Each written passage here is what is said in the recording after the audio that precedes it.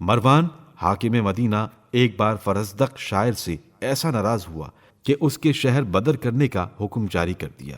فرزدق بے چین ہو کر امام حسین علیہ السلام کی خدمت میں حاضر ہوا۔ حضرت امام حسین علیہ السلام نے اس کو 4000 دینار دلوا دیے۔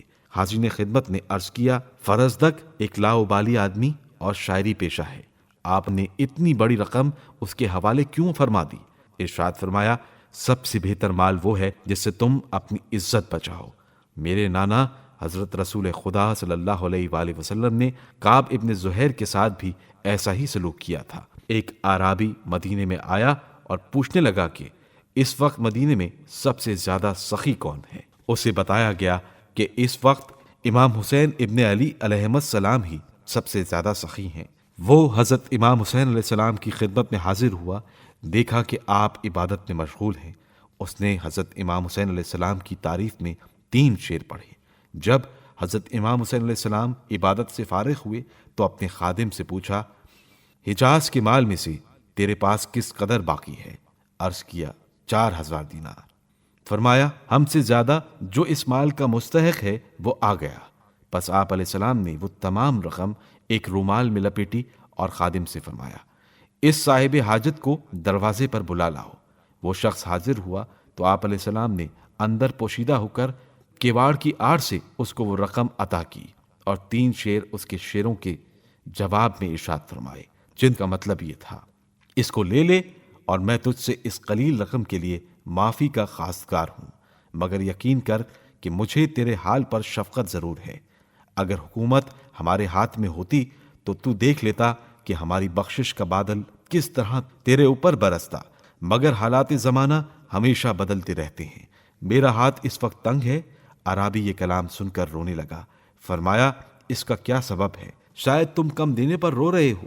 اس نے کہا، یہ بات نہیں، بلکہ میں اس لیے روتا ہوں کہ ایسے کریم النفس وجود کو خاک کیوں کر کھائے گی۔ ایک دن امام حسین علیہ السلام نے ایک غلام کو دیکھا کہ اپنے ساتھ کتے کو کھانا کھلا رہا تھا۔ حضرت امام حسین علیہ السلام نے اس کا سبب پوچھا۔ اس نے کہا، فرزند رسول، میں ایک مصیبت زدہ آدمی ہوں، اس کتے کو خوش کر کے خدا سے اس کے بدلے میں خوشی چاہتا ہوں۔ حضرت امام حسین علیہ السلام نے پوچھا، کیا معاملہ ہے؟ اس نے کہا، میں ایک یہودی کا غلام ہوں اور اس سے آزادی چاہتا ہوں۔ اس کی یہ انتہائی تمنا سن کر حضرت امام حسین علیہ السلام کے دل پر بڑا اثر ہوا۔ فوراً اس یہودی کے پاس آئے اور 200 اشرفیاں اس کی قیمت دے کر اس کو آزاد کرا دیا۔ یہودی حضرت امام حسین علیہ السلام کی یہ شفقت دیکھ کر حیران ہو گیا۔ اس نے عرض کیا، میں نے اس غلام کو آپ کے عطیے کے سبب آپ کے حوالے کیا اور اپنا وہ باغ بھی اس کی ملکیت قرار دیا اور دینار بھی آپ کی نظر کیے۔ حضرت امام حسین علیہ السلام نے فرمایا، یہ رقم میں نے تجھ کو ہبہ کر دی۔ یہودی نے کہا، میں نے اس رقم کو قبول کیا اور یہ تمام رقم اس غلام کو بخش دی۔ حضرت امام حسین علیہ السلام نے فرمایا، میں نے اس غلام کو ان تمام اموال کے ساتھ راہ خدا میں آزاد کر دیا۔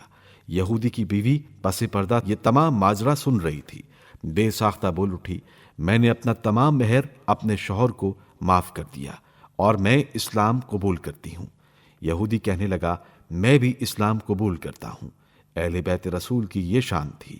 شعیب ابن عبد الرحمن خزائی بیان کرتے ہیں کہ روز عاشور جب کوفہ اور شام کے بے دینوں نے حضرت امام حسین علیہ السلام کے جسد مبارک سے کپڑے اتار لیے تو آپ علیہ السلام کی پشت پر گھٹوں کے نشان پائے گئے۔ امام زین العابدین علیہ السلام سے جب اس کی نسبت پوچھا گیا تو آپ علیہ السلام نے فرمایا، یہ نشان اس وجہ سے پڑ گئے ہیں کہ آپ بیواؤں، مسکینوں اور یتیموں کے لیے کھانا اپنی پشت پر لاد کر لے جایا کرتے تھے۔ ایک بار حضرت امام حسین علیہ السلام نے چند فقیروں کو دیکھا کہ سوکھی ہوئی روٹیوں کے ٹکڑے اپنی ابا میں بچھائے ہوئے کھا رہے ہیں۔ انہوں نے آپ علیہ السلام کو دیکھ کر کھانے کی دعوت کی۔